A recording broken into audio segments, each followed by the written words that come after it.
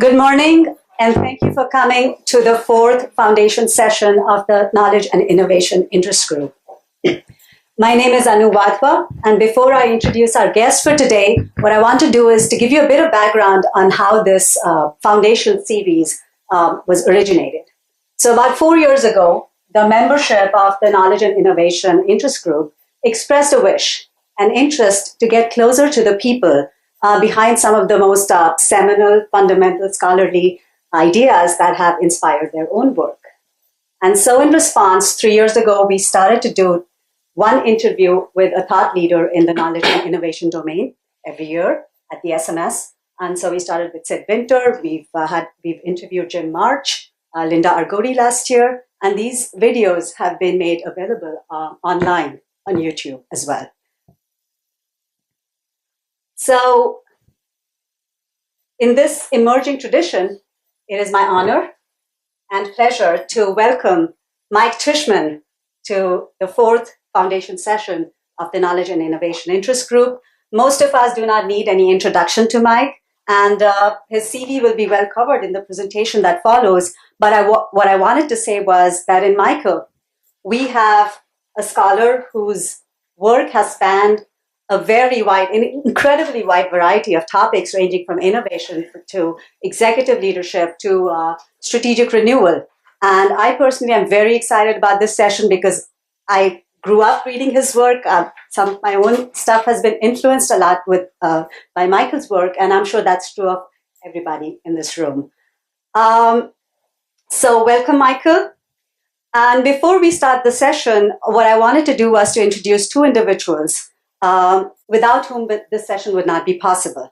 So the format of this session is that Michael will be interviewed, and Sorah, Seong here, and Yeongsu Kim are PhD students at INSEAD who have spent the better part of the last 6 months interviewing, talking to Michael, developing an outline of his work, developing a map of his work that they will share with you in a minute. And then towards the end, we will open up for Q&A with the audience. You can ask Michael questions that you have. So please join me in welcoming Michael Tushman for the fourth Foundation Thinkers. Hi, as Andrew kindly introduced, my name is Sorah. I'm a third-year PhD from INSEAD. And my name is Yeongsu Kim, second-year PhD student at INSEAD. We're very delighted to be here today to take you into a journey the past, present, and future of Mike Tushman's work. And we're incredibly honored to have our guest of honor, Mike, here with us so that we can not only make the journey speculative, but spectacular with authors on board. We hope the session will be as much of your own journey as it has been for us for the past several months of collaborating with Mike. So as we sat down to go through all 40 years of his publications, we decided to create a mega map of his work by periods and by key themes. Some of the key themes include, as you all know, the congruence model, boundary setting, executive leadership, ambidexterity, and innovation over time, which includes technological cycle, change, and organizational adaptation. This past 2 decades, Mike has also been engaged in the debate of river versus relevance, as well as the shifting locus, nature, and structure of innovation. Each box in a single column represents his publication for that particular decade, with the color representing his work. If anyone is interested in having this PDF or PowerPoint afterwards, just email us and we can send it to you.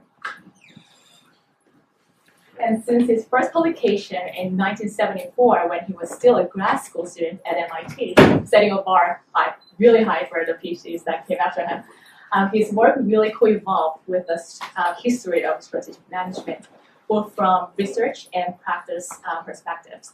It constantly spoke to and sometimes predicted changing practices in the field, thereby pioneering new emphasis in strategy research.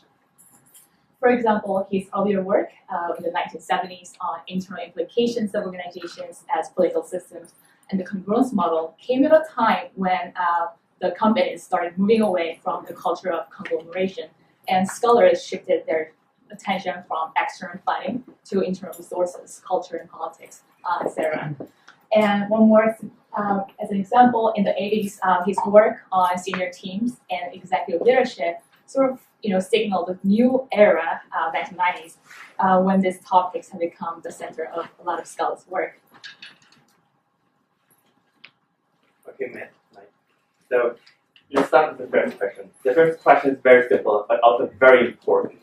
So it was really fascinating to see the evolution of your work and how you juxtapose your work with the academical and professional trajectory. So, Mike, you have a bachelor in engineering, master in organization behavior, and also you hold a PhD in organization theory. So, professionally, you work in different institutes such as Harvard Business School, Columbia, and MIT, and INSEAD. So, how do you think such diversity in your background is reflect in your work? Great. And so let me just first say how great it is to be here. And sort of blown away by the amount of work and that Sorah and Yeongsu did for this session. It is pretty awesome. So thank you both, and thank you all for being here. And I want to engage you all in a discussion. I have a point of view on the role of academics, both young scholars and more senior scholars, on what we do and how we do it. Maybe we'll get that up in the course of this discussion. And the more you all get involved in this, the better. So, Yeongsu, the question was the diversity of my background. Yeah, so had I not been an engineer, had I not went to Northeastern University, which is a co-op school, work-study school, had I not experienced I was a pretty fine engineer. And as many of you know, I worked at a company called Genrad, and it's filled with great engineers. And while I was there, it promptly went out of business.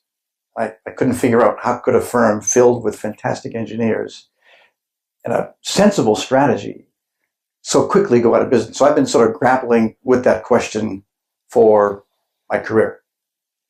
Sort of rooted in the experience, and I'll talk more about this later on, of trafficking between the real world, which was the co-op experience, seeing a company go out of business, and then studying it, first at Sloan and then as an academic at Columbia. The diversity, and then to HBS, the diversity of leaving MIT, moving to Columbia, having sabbaticals, different places at INSEAD and at MIT, working with doctoral students, that whole diversity of sort of social networks was really fundamental to that body of work. And as you'll hear later on, the diversity of faculty colleagues, so the people I've written with are a lot. I think I may have one sole authored paper. And my most magnificent doctoral students who have kept me moving in different domains. So so multiple angles at diversity that has fueled this work. Speaking of diversity, there seems to have a pendulum-like pattern in the unit of analysis. Yeah. Within topics, I totally did not realize this. This is I discovered this. I totally didn't realize. Within topics, it's not always with the organizational level. Then you move down to the individual level for implication. Across topics, you nudge up and down over time. And for example, the punctual equilibrium model, which marks the first giant peak in mid-80s, followed by your individual level study of executive leadership. So as you can see on the screen, this shows how the level of analysis changed over time. Would this be an accurate observation of your work? And is the micro and macro a thing that you always keep in mind when you carry out your research? Yeah. So I do not worry about micro macro. I worry about trying to explain to my carpool friends why their firm went out of business. Literally, that has been in the back of my mind for decades. I think I now have the answer to that. But I've been, I lived through their failure. I lived through lost their jobs. And I couldn't figure out why would that, what happened here? What's the phenomena such that a great engineering firm, number one, would quickly go out of business? So I've been working that one question. That's the meta question I've been working on for like decades. You can only answer that if you move up and down levels of analysis. It is a leadership issue, it's a team issue, it's a structural issue, it's an institutional change issue. So it's all those issues. So in order to answer that question, and one of the things I'll be talking about in that debate between Jerry Davis, Mike Lounsbury, recent issue in Journal of Management Inquiry, the role of theory and problems. If I had not had that problem, like what happened to General Radio, I'd be some, population ecologist, or, or a network person, or a groups person. And I'm here to beg you to be a problem person. Some dependent variable that the world cares about. It turns out the world cares about innovation. I mean, there are many things the world cares about, but all of my work has been around that dependent variable. That's performance around innovation or fate or how is the firm doing. And in order to answer that, you have to be you have to move levels of analysis. And I, by the way, I could not have done it had I not had, Phil, Elaine, Mary, Liz in the back of the room. There's no way I could have done that, either theoretically or methodologically, without great Bible students. Mm-hmm. So it sounds like there's a constant iteration between research and practice in and across your work. Well, that's I think. And one thing we've noticed was that some of your major theoretical concepts like dexterity first was introduced in more practice-oriented journals before making their ways into more academic journals, equipped for deep theory. Right. So what, as you sort of touched on earlier, what would be your take on the current debate on how to do research, problem-based, theory-based, and can you elaborate more on how you've done your work over time? As I've reflected on what I've done and how I've done it, it has always been all of my well-cited ideas, I shouldn't say great ideas, all of my well-cited ideas have come from the field, literally. They have not come from the literature. They've come from seeing something in the real world and trying to figure out what's going on here. So my early work was in R&D labs and performance of R&D teams with Tom Allen and Ralph Cates. But as I interacted with the phenomena, I said, that's not enough to understand innovation. It's something about R&D in the context of organization. And then my work on sort of culture, and then then innovation by itself is not enough. It's patterns of innovation over time. Then how do you do patterns of innovation over time? That was a question that came from the field. That led to work with the work with Mary Benner, which is like both the theoretical work on the inverse relationship between process innovation and innovation. That came from actually seeing it in the field. That then led to some work on, if you have to both be process-oriented and be innovative, and if process innovation gets in the way of innovation, then how do firms do that? Or do they do that? That then led to work on ambidexterity. And you can't do ambidexterity, which is intra-firm structural heterogeneity, paradox, or more recently, ambivalence. Well, you can't do that unless you have senior teams that can attend to paradox and ambivalence. So it's that back and forth with the real world and the literature. I mean, I don't want to be sarcastic about the literature, but it is taking problems not from network theory, resource dependence, population ecology, whatever. It is using those as tools to answer that dependent variable question of what's happening in the real world. And by the way, the role, maybe that's in this one, it is the role of executive education. A good portion of my access to the real world, the research in the real world, has been through executive education. Now, the work many years ago with Phil Anderson and Elaine Romanelli, that was a recipe that we cooked up around doing industry studies. So you start in the beginning of an industry and you move to some endpoint. That you don't need access to the real world. But more recent work, my earliest work and the more recent work, starts with collaboration through executive education. Many of you are in business schools. I just came from INSEAD. There's a major executive education thing at INSEAD. That is an under-leveraged opportunity for faculty to partner with executives who trust you, they get what research is, to then get doctoral students into the field. So I have been, that's what this is all about, is this knowing, doing thing that Jeff Pfeffer wrote about a long time ago, is our field knows a lot. And partly what we do in executive education is actually bring it to the field. And when you're in the field, you get questions that you don't have the answers to.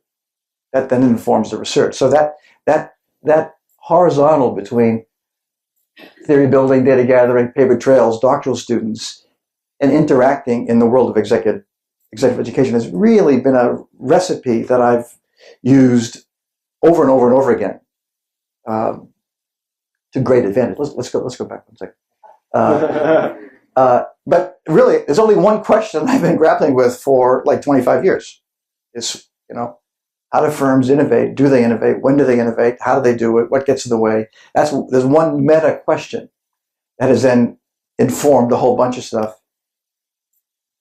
And then, of course, informed by teaching, both in the MBA program, executive education, which I do now, and the doctoral program. So that's a pretty virtuous cycle. Let me just sort of say something to my more senior colleagues in the room. And it's partly in the Lounsbury-Jerry Davis debate. Let me say it positively. I got tenure based on a whole bunch of empirical things on social networks and performance in R&D. It's sort of fine, but my real creativity came post-tenure, when I was able to really do stuff that others weren't doing. And it was, again, rooted on that dependent variable on innovation. And to the senior faculty room, get out of these narrow things into some real problems. And that in sort of the Jerry Davis piece, focusing on really important problems, and then using the tools of sociology, psychology, economics, networks to answer that is a really big deal. And yes, you're all in the game of getting tenure someplace, but once you get it, move on. Those of you who are doctoral students, choose problems. I have a point of view on that later on. Choose problems where the field is kind of doesn't have much to say, and maybe we'll get to that later.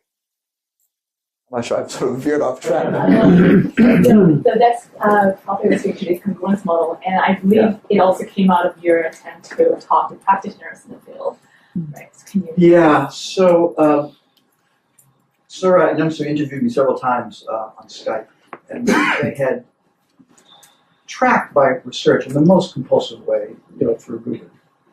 But what's missing in that is this congruous model that Dave Nadler and I developed many years ago, and then Charles O'Reilly and I have extended it. But I guarantee you I would not be doing the research I'm doing had I not had the congruous model, which is simply a way to talk about organizations.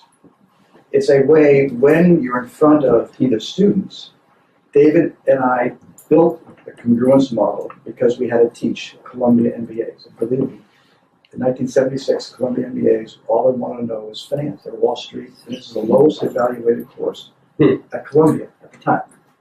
This model permits students and executives to actually talk about strategy and execution.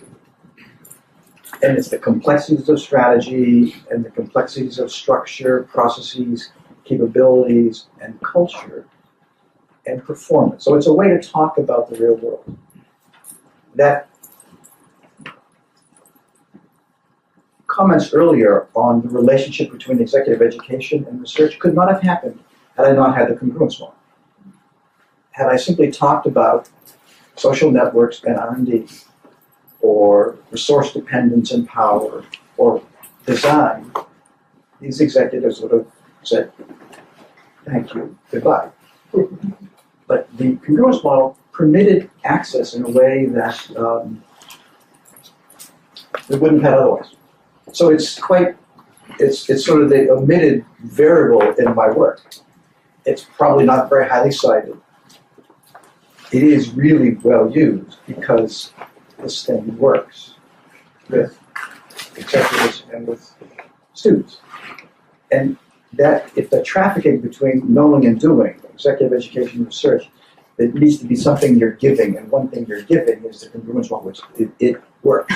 So that's why it's sort of like in the background. And because of that, I was able to get into the work I'm doing now on paradoxes and routines, the work that Liz in the back of the room is doing now on platforms and multi-sided platforms and identity and paradox.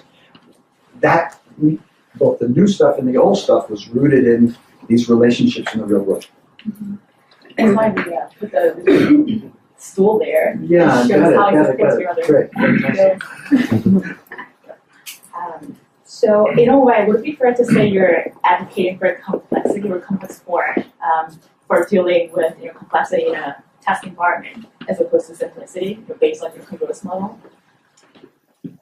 Well, no, the congruence model is simply a way to think about integration between structure, networks, and capability. So that's not where the complexity comes from. The complexity comes from an SMS in the world of strategy. You need complex strategies to live these days. So that's where the complexity comes from having to have, at least in my work, the ability to both explore and exploit.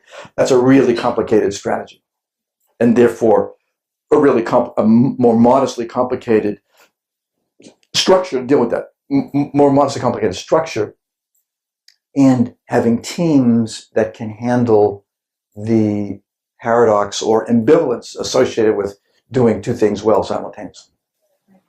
So you're suggesting, or you've suggested where you work, aligning this structure, processes, culture, people, processes is crucial for achieving the efficiency gain. But you've also noticed that for long-term firm success, managers should be able to know or understand how and when to initiate revolutionary innovation and change in return. And you've labeled those organizations, as we'll know, ambidextrous. So my question is actually related to Sorah's comment. So ambidextrous is truly about the balance between exploitation and exploration. So our question is, how is it informed by your congruence model? It's not really informed, Yeongsu, by the congruence model, but what it is the extent to which you have to explore and exploit simultaneously. And there's a big debate out there, the special issue of AMP recently on ambidexterity. Structural, contextual, sequential, there's a whole cottage industry on this topic of ambidexterity. And so that's a nice empirical question, but it is rooted in internally inconsistent architectures. And when I say architectures, and that was one of the pitches in this special issue of SNJ that Ranjay, Gulati, and Fanish and I did, is to think about organization design not as design, but as organizational architecture. And what architecture is really the congruence model. It's sort of the hardware of the firm and the software. It's the structure, metrics, roles, agency, and the culture, social networks, capabilities. And so what makes the ambidexterity thing go is you have completely inconsistent integrated architectures that coexist simultaneously. That's the complexity, and leaders have to deal with it. You mentioned in your work that sensing and seizing innovative opportunities is really an issue of leadership, right? So, and you labeled this as imagining for today and imagining for tomorrow. Right. Now, so given the fact that, then our question is then, how can then the leaders pass this characteristic of skill, the ambidextrous skills or correctness, to the pass down to the lower level, and at the once they have the change or a team change, or if they have a CEO succession. Right. So one of the big questions that I think is an empirically open question, I've got a point of view. That is, you only have this paradox at the general manager level or the C level of the firm. So the people doing the exploiting, all they're doing is exploiting. And the people doing the exploring, all they do is exploit. So they don't feel that tension. Tension is only owned at the leadership level. So I'm not interested in the whole organization doing explore, exploit. Others, by the way, are. So that's the contextual ambidexterity things where everyone is doing it. I actually think that's, again, it's an empirical question, but I think where it really belongs is with the agency at the general manager level and his or her team, or in our work, work at IBM, it is at the corporate level owned by the senior vice presidents, and they own the duality. But the people doing, the exploit, all they're doing was exploit. It's pretty straightforward at the lower levels of the organization. But again, if you read Paul Adler's work at Toyota, everyone is doing exploring, exploiting at Toyota.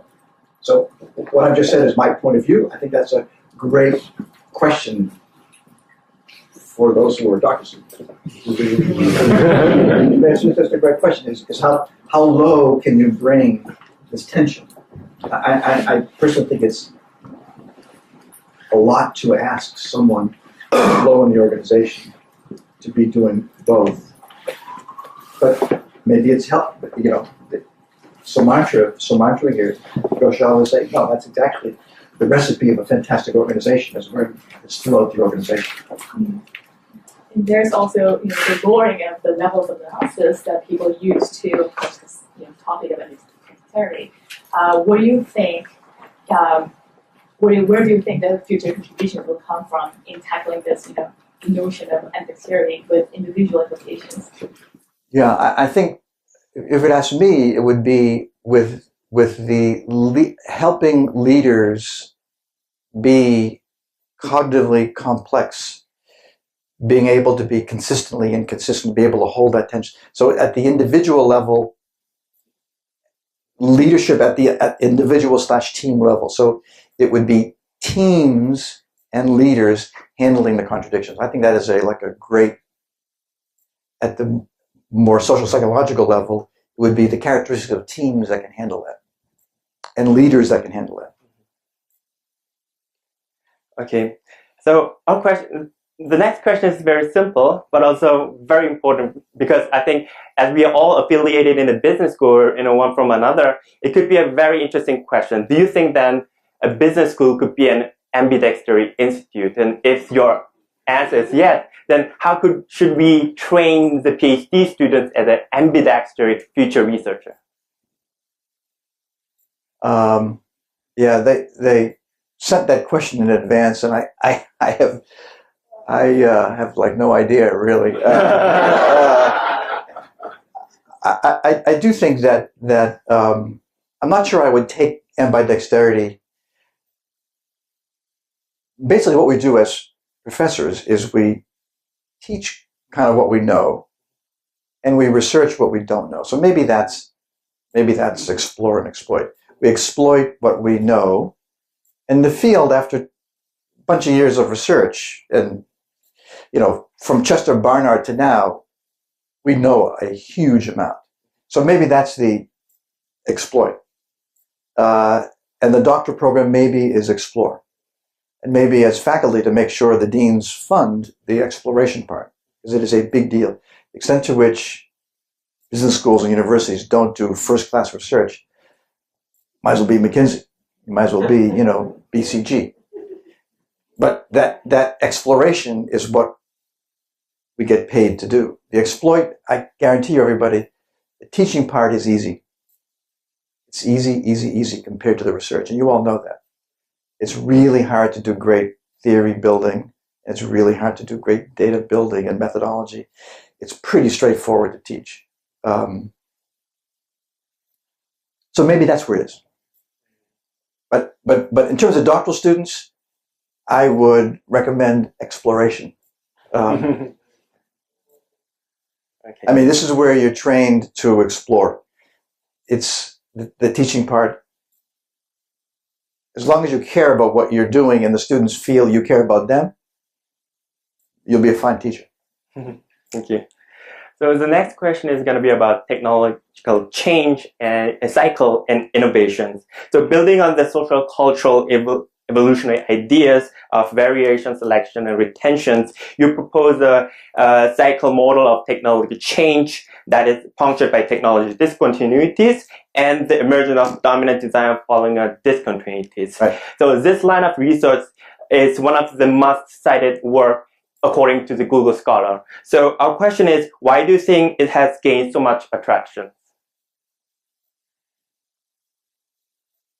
My work on punctuated change with Elaine, with Phil on industry standards, dominant designs, ambidexterity, and the productivity dilemma with Mary Benner, these have been highly cited because they're right. They're essentially, that's the way the world is.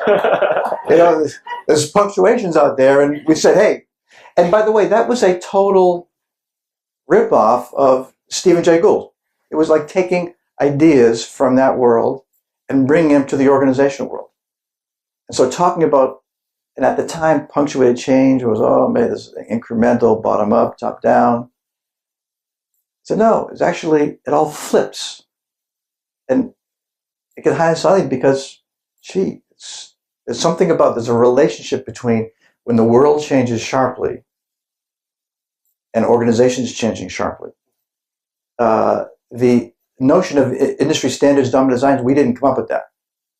It was Bill Abernethy, a major book, Bill Abernethy. We simply demonstrated it, and the beauty of Phil's dissertation was it was multi-industry, great data on technical change, and we found this notion of standards across these different industries. So it was simply empirically showing what Bill Abernethy had talked about in the automobile industry. And it was a way to link strategy with institutional theory with organizations. Because standards don't come from a firm. Standards are, and many of you know Huggy Rao's work, standards come from, it's an institutional phenomenon, convergence on a standard. So I think another reason why it's so highly cited is because it connects strategy with institutional theory with organizations. And the extent to which you can find things and label them, and that they're meso, maybe that's one of my themes here, is it wasn't sociology, and it wasn't innovation, it wasn't technology, and it wasn't organizational theory. It was across those levels is, I think, one of the reasons why they're so highly cited. So in trying to open up the black box of technology, so you've suggested that, we know a lot about, or much about, the effects of technology on organizations, but maybe less about organizational determinants of technological cycle or technology. Right. But we still argue that, as you said, discontinuities are random events, and dominant designs emerge out of socio-political processes which we cannot know in advance. So what new things do you think we've gained really from opening up that black box? Great. I think, particularly for the strategy crowd, so in this variation, selection, retention thing that written about industry technology cycles that I've worked on with my colleagues, the closing on a standard is a real strategic move. That is into which you can control the standards of a platform or a standard in a product. That is a gigantic strategic win should you do that. So that to me, as long as you choose the right variant, and as long as you can make it happen. So I think the closing on a standard is a strategic choice. So that brings technology and strategy and agency together. I think a discontinuity is another point where you destabilize an industry. You actually work to cannibalize your own product line. The extent to which you can do that discontinuity, then that's a great strategic value for you. So I think our early work on technology cycles, the standards and discontinuities are points of strategic leverage, where in eras of incremental change, there is no strategic value. I mean, in eras of incremental change, you either adopt the standard or you die. It's at these junctures where leaders and firms have agency, is to shape the standard or to destroy it. So I think that's where it brings it into the world of strategy. And yes, they're stochastic. That's why you have R&D. That's why you have R&D. That's why now you have the web. That's why you have contract research. That's why you have alliances and joint ventures, is to bring things into the firm that can destabilize, that can be the explore part that complements with the exploit part. Once the dominant design appears, as you said, there's a period of incremental changes. Where do you think, and do you actually think there's a place for perceptual effects? Audience perceptions having an impact on what will be selected during the incremental. During these periods of incremental change, I think that's where the standard is a institutionally legitimated standard, and you either, the work I did in the watch industry, you either adopt the quartz movement or you're in real trouble. So it's not really very perceptual. It is a real standard. I think where things are perceptual, and how many of you are working in open, distributed, peer innovation worlds? I know Kevin is over here. But where I think perceptions make a difference now. So when Phil did his work on the cement industry, when there's a different kiln, that is an order of magnitude better kiln than the prior ones, it's not very perceptual. When a drug company gets a blockbuster drug that works, it's not a whole lot of perception there. But the extent to which the web and openness is a source of innovation, that is an order, let's call it an order of magnitude, or maybe Kevin would say it's 5 orders of magnitude better than old-fashioned R&D. I believe that is perceptual. The extent to which, one of my students now at NYU did work on NASA, open innovation at NASA, openness at NASA, but these scientists could interpret open innovation as competence enhancing, or they could interpret it as competence destroying. I think the web is a world where that really is perceptual. I can code it in a way that destroys my capabilities, or I can code it in a way that make me actually a better scientist. So I think we're now in a world with the web where technical change is now much more plastic. Sorry to use the word plastic. Kareem Lakhani, my co-author, says plastic, that is so old. But I actually do think that it is quite malleable. It is quite perceptual. So iPhone 6 just came out and it's drawing such attractive audiences. Yeah. Do you think, would you equate it to being part of the change onto the dominant design, which we may call smartphone platform? Yeah, I would. I think that's a nice. My guess is, and others would have more expertise on that. That is, to me, a combination of perceptual, how we see Apple marketing. But my guess is there's not a whole lot of technical change there, all the way down. But I do think there's work now on, like I think of Mary Chips's work on cognitions and technology is, and Sarah Kaplan's work. I think that's an area that is probably pretty rich and has more of a cognitive, perceptual piece to it. Right. Talking about open innovations, we're also wondering about the competitive advantage of firms. So once firms become more open, for example, open systems, the boundaries dismantling, what could be the next source of competitive advantage? Yeah, so I'm not sure where we are at the time. I want to make sure the crowd gets involved, but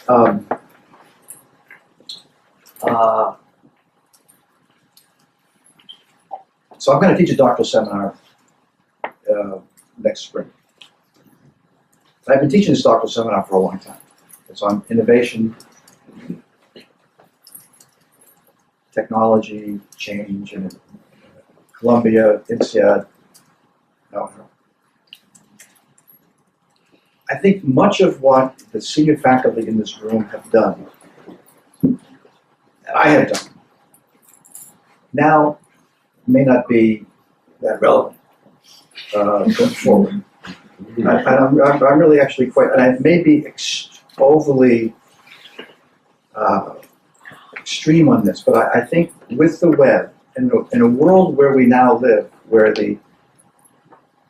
almost everything can be modularized, and when the computing costs and the communication costs are zero, basic assumptions of our field, like transaction costs, absorptive capacity, local search, satisficing, our field has been built on those axioms.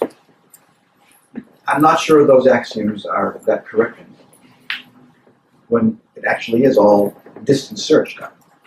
You can almost optimize, and it's absorptive capacity on steroids. So that Dan Leventhal, this is now a world where it's all about absorptive capacity. I'm not trying to answer your question, but I do think we're at a juncture in the field of strategy, innovation, and organizations where I think everything is up for grabs. And so I think that my stuff on ambidexterity and senior teams and contradiction is like, this is great, but I'm not sure it's great going forward.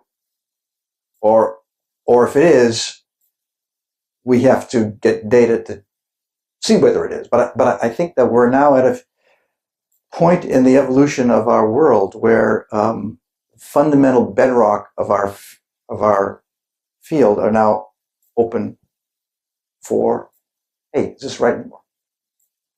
And that's a great opportunity for everybody in this room. We have about 20 minutes left, so we'll ask you just a few more questions and then open up for Q&A from the audiences. So time. But one more thing. For those of you like Kevin in the room, the open crowd, the Eric von Hippel crowd, has done great work on communities. And we know communities, we know they exist, and we know how they work.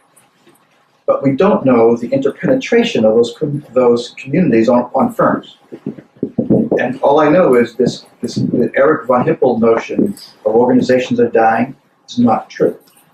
That they're not going to go away.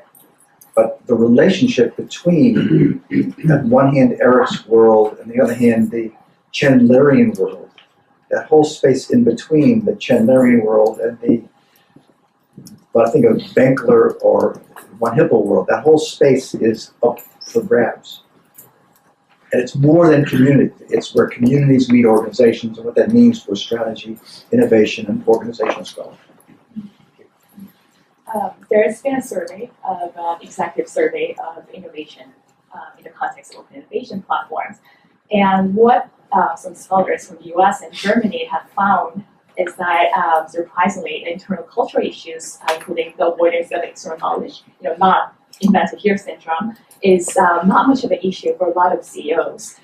What is really the issue for them is internal management of changes inside, right, and external relationship management with the innovative partners outside.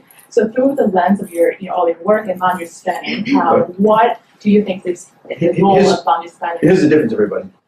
I think. So so the question is around boundary spanning. I've done work on boundary spanning. I think the difference from my work early on and the work on alliances and joint ventures and contract research now versus a few years ago is that the logics in a world of open innovation is a logic of people doing it essentially for free. They're doing it because they want to do it. There's no agency. There's no IP. That logic is different than the logic I grew up with, which is, I'm going to contract with you. I'm going to give you orders.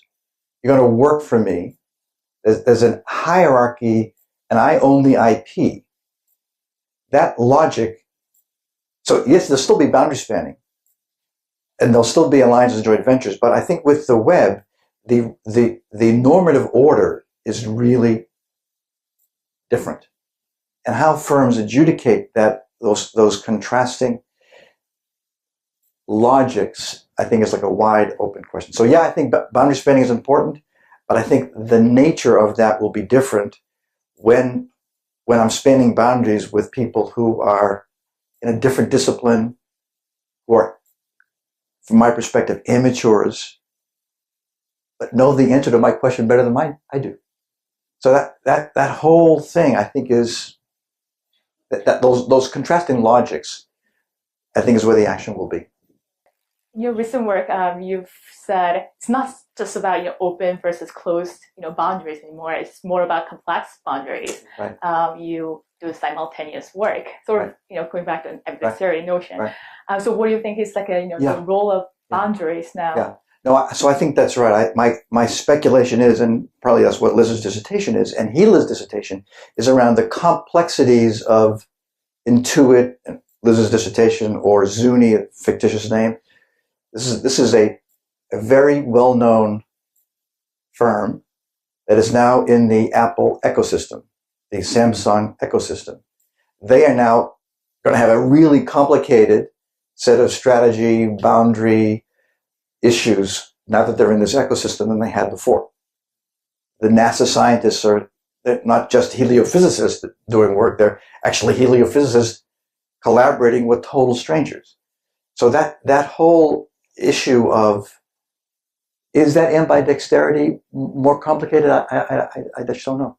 And I don't think the field knows. I think that's kind of nice. That's why we do exploration as professors, is where it's get data on that, and get data and theories to explain that. And I think our theoretical machine is not quite up to the job yet. That's a gigantic opportunity. I'd like to ask the last question, and then we'll open up the floor. Okay. So my last question is, going back to I would like to go back to the technology cycle innovation and which is also related to open innovations. So we shift in Locus, you mentioned it before, but we shift in Locus structure and nature of innovation. How do you envision change the current punctual equilibrium model? Punctual equilibrium model, yeah, that's it. But so again, my notion is when firms, the only time that I think the punctuation is real is when a firm bets on one of its variants, and the way to execute it is through punctuated change. So the exploratory stuff. So I think that will still hold. I think the way you move into exploratory moves as an incumbent. And by the way, all of my work is with incumbent firms. So it's firms that exist and then have to explore around that exploitation. I think the exploration will be punctuated. I don't think my intuition is that won't be different going forward. Thanks so much for your insight. And now we'll open the floor for questions coming from our audiences.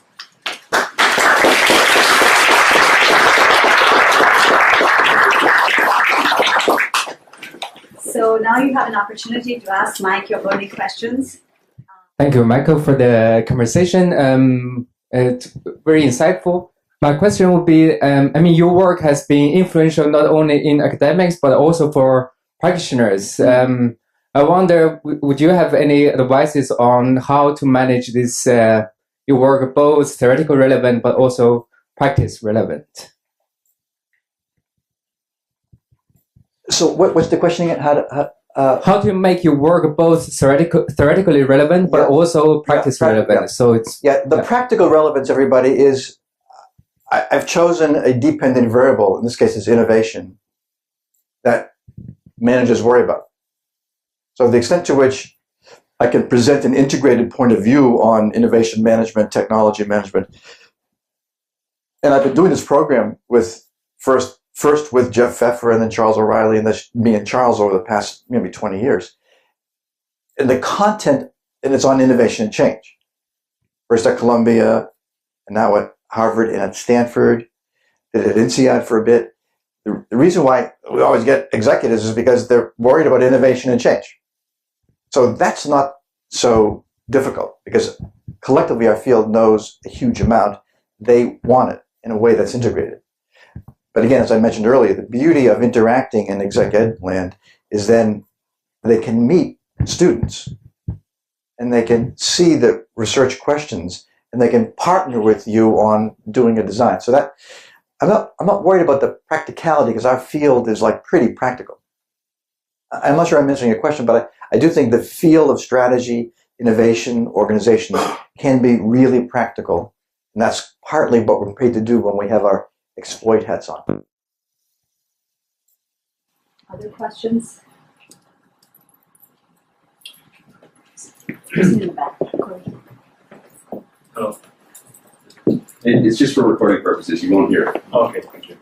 I would like you to, if it's possible, to briefly describe to us this moment, this passage when you had a conversation with an executive or something, where the germ of the idea of exploration versus exploitation, popped up in your brain, or the other one, which is competence enhancing competence story. One of these two stories, if it can be summarized.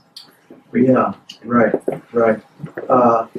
The explore and exploit thing was, and how to deal with it. So it was taking ideas, like Bob Duncan had an early piece on ambidexterity. As you all know, Jim March had the idea of explore. So I said, hey, that's a great idea. I presented it to some executive audience. And I asked, well, how do you deal with that? And they resonated with the need to do both. They resonated with that Jim March notion. If I presented that idea of explore and exploit to a bunch of executives and they said, hey, that's a really dumb idea, I'm sure I would not have followed up with it. But I said, hey, yeah, there's something real there, and that then led to some research. The work with Mary Benner on explore and exploit, the productivity dilemma, that was a Bill Abernethy idea a long time ago. Presented it. This isn't real. And we went a little bit further because that was the time of the craziness on TQM. And our insight was, I actually said to this group that was totally religiously affiliated with the Deming method.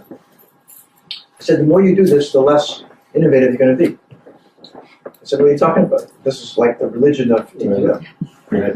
I said, my insight is, and by the way, those of you who have an accounting background, I think the more you do the balanced scorecard, the less innovative you're going to be.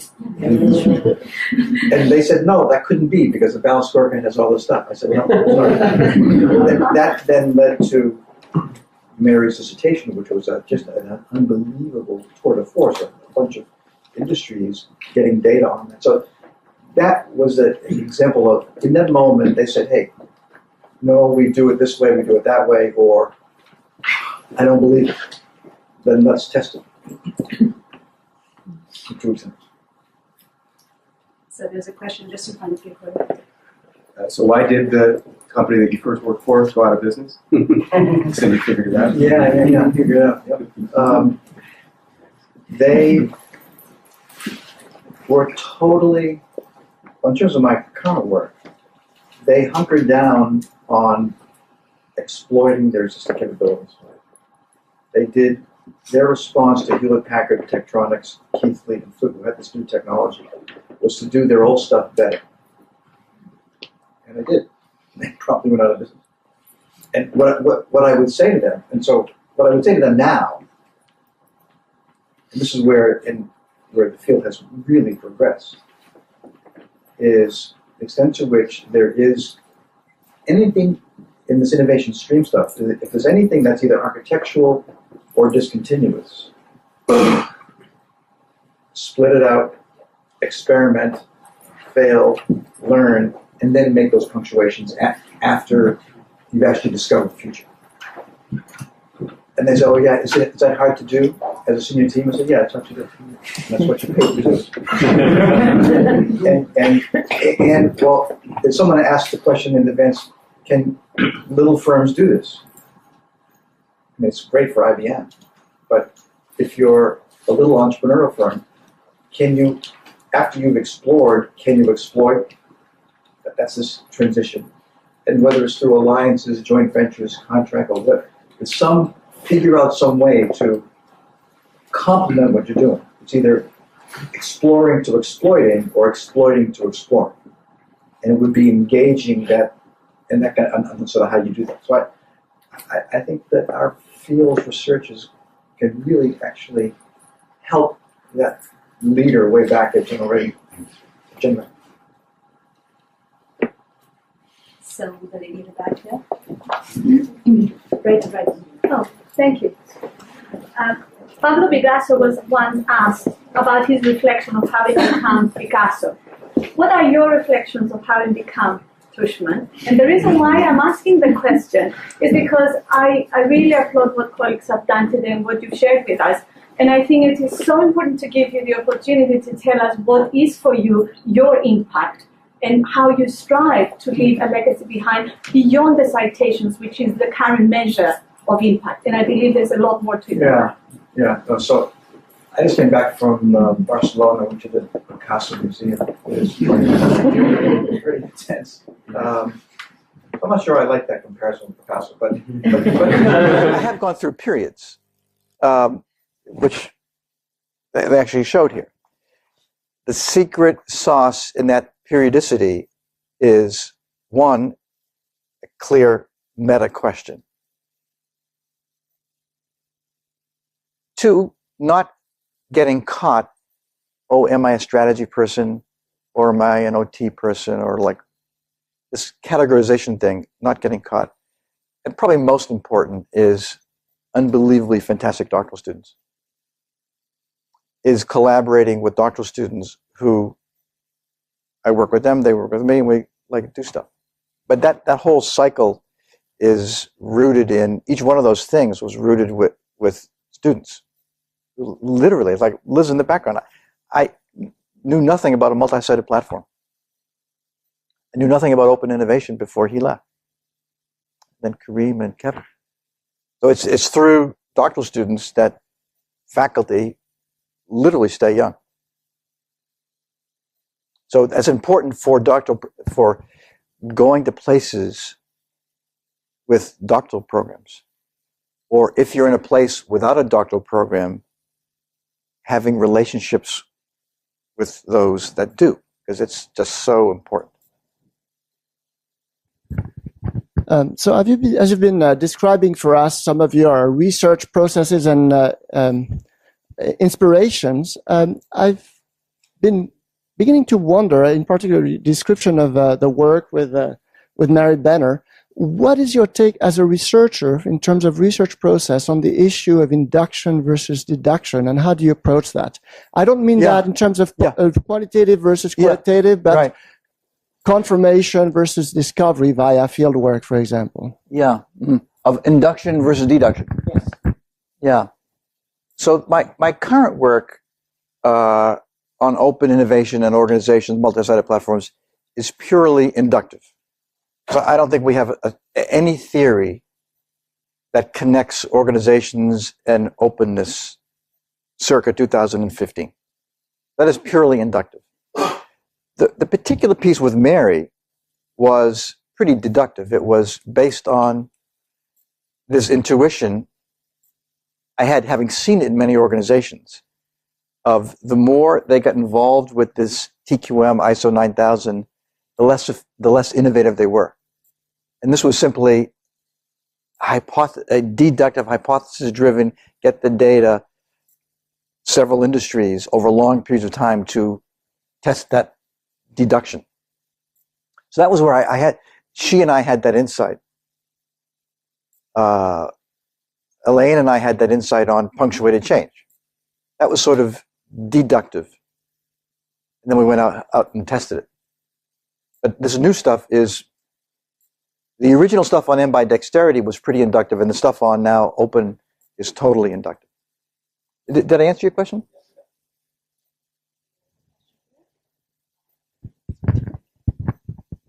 Thank you for your great insights on innovation. I was wondering if you could perhaps give us some insight into when innovation might be harmful. So, when innovation might be harmful to firms. Yeah, that's great. I think that if you're in a regulated environment and you're a monopoly, then total exploitation is fine. And exploration is probably not beneficial to the firm. But I think those days are gone. So I think that's a long way around. I think no firm in the public sector or private sector can get away with just exploitation. I think that's a surefire way to death. I think the time span differs. So I'm trying to get some of our stuff into the world of public education. Well, public school system, at least in the United States, is probably not going to die, at least in the short term. But these kids are not going to be well educated. Where in the private sector, rates of change will differ. But I actually think that this innovation thing is something that will always be important unless you're a regulated monopoly.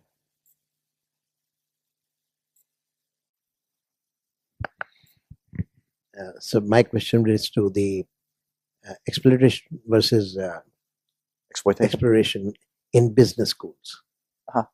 And the sense you said we must explore and we must exploit at the same time, teaching the exploiting and research exploring. My question relates to when to imbibe and how much rate of change, because continuity is important also in terms of core curriculum, etc. Yet at the same time, it must be open to change. Mm-hmm. Now, adjusting this rate of change, what would be your ideas on how much to change and when to change? Of a business school? Yes. Yeah. I want to go back to the gentleman's question. So I think innovation is always important, but if you screw it up, then you're in trouble. So I think the strategic value of innovation, I just think is quite general. I think it's relatively hard to do. So if you do it poorly, your firm will be at risk. On the question about business schools and continuity and change, yeah. How much to exploration? Yeah, right. Yeah, I as a member of a bunch of faculties and now at HBS, I think that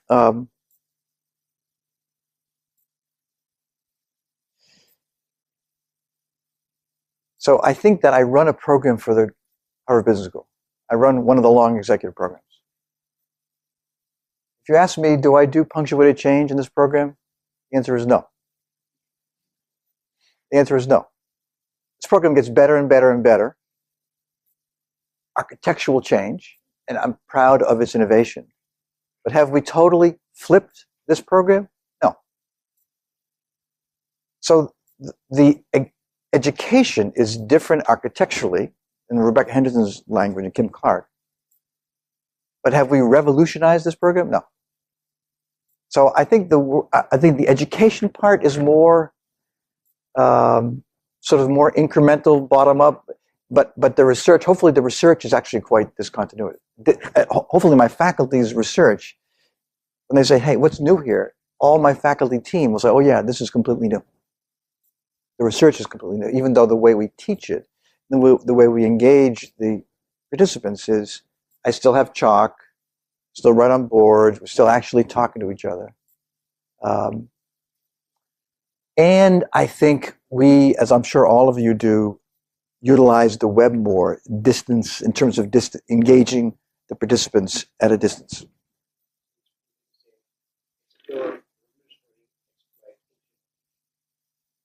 Well, to explore in terms of my research, exploit incrementally my teaching. Okay, thank you very much. I'm afraid we're out of time. To conclude, I wanted to let everybody know that this interview has been videotaped. It will be edited and made available on the SMS website. The Knowledge and Innovation Interest Group also has a Facebook page. We also are on LinkedIn. So if you go there, you will find links to this interview and also of the interviews in the past. And finally, I would really like to thank Mike Tushman on behalf of all of us for coming here, for sharing your thoughts and insights. Thank you very much.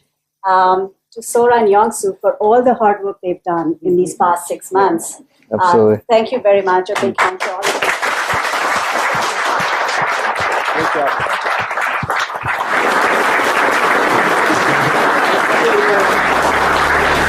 Thank you.